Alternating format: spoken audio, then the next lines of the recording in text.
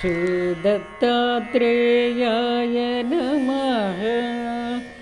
आदौ ब्रह्ममुनीश्वरं हरिहरं सत्त्वं रजस्तामसं ब्रह्माण्डं च त्रिलोकपावनकरं त्रैमूर्तिरक्षाकरं भक्तानामभयार्थरूपसहितं सोऽहं स्वयं भावयन् सोऽहं दत्तदिगम्बरं वसतु मे चित्तमहत्सुन्दरम्। विश्वं विष्णुमयं स्वयं शिवमयं ब्रह्मामुनीन्द्रोमयं ब्रह्मेन्द्रादिसुरगणार्चितमयं सत्यं समुद्रोमयं सप्तं लोकमयं स्वयं जनमयं मध्यादिवृक्षोमयं सोऽहं दत्तदिगम्बरं वसतु मे चित्तमहत्सुन्दरम्।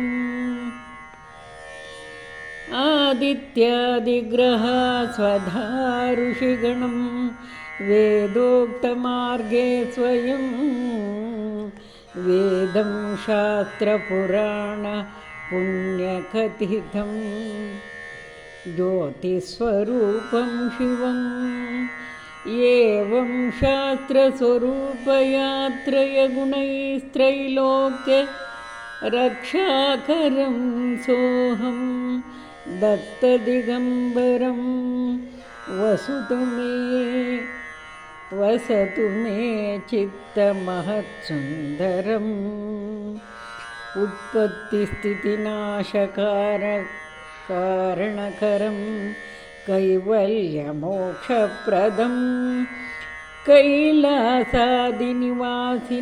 शशिधरं रुद्राक्षमालागलं हस्ते चापधनुःशराक्ष मुसलं खट्वाङ्गचर्माधरं सोऽहं दत्तदिगम्बरं वसतु मे चित्ते महत्सुन्दरं। शुद्धं चित्तमयं सुवर्णमयदं बुद्धिं प्रकाशोमयं भोग्यं भोगमयं निराहतमयं मुक्तिप्रसन्नोमयं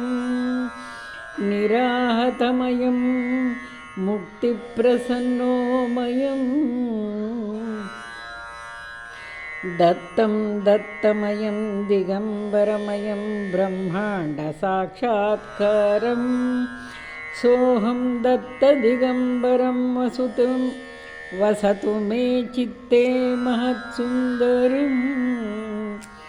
सोऽहं रूपमयं परात्परमयं निस्सङ्गनिर्लिप्तकं नित्यं शुद्धनिरञ्जनं निजगुरुं नित्योत्सवं मङ्गलं सत्यं ज्ञानमनन्तब्रह्महृदयं व्याप्तं परोदैवतं सोऽहं दत्तदिगम्बरं वसतु मे चित्ते महत्सुन्दरं।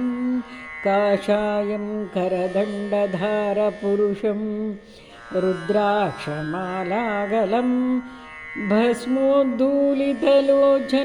कमलजं कोल्हापुरीभीक्षणं